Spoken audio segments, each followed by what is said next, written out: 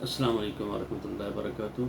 जो लोग भाई ये ट्रांसलेशन कराते हैं तर्जमे की, यानी निकाह नामे के अपनी फैमिली को बुलाना होता है, तो फैमिली के लिए जो निकाह नामा होता है और इसका साथ तर्जमा भी करा लें तो वो बेस्ट होता है। बाज़ वक़्त वो तर्जमा वो मांगते हैं और यानी ज़रूरी होता है कि वो फ़ॉरेन ऑफिस से किया हुआ हो और फ़ॉरेन ऑफिस के साथ सऊदी एम्बेसी से भी कराना हो, और उसके साथ रिक्वायरमेंट कौन सी चाहिए, यानी काफ़ी चाहिए होती है।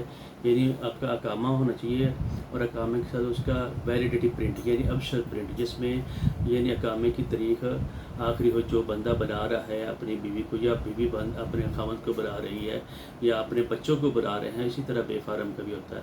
और साथ दोनों मियाँ बीवी के शनाख्ती कार्ड और पासपोर्ट की कापियाँ लगेंगी और अकामा लगेगा और उसका वैलिडिटी प्रिंट लगेगा।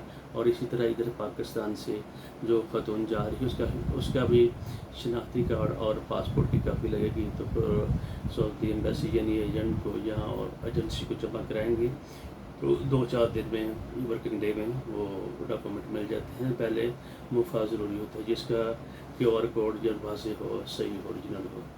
तो ये मैंने कहा चलो थोड़ी सी मालूमात आपके गोश गुजार कर दूँ। अल्लाह ताला बरकत दे, आपने हिफ्ज़-ओ-मान में रखे। अस्सलाम वालेकुम वरहमतुल्लाहि वबरकातुहू।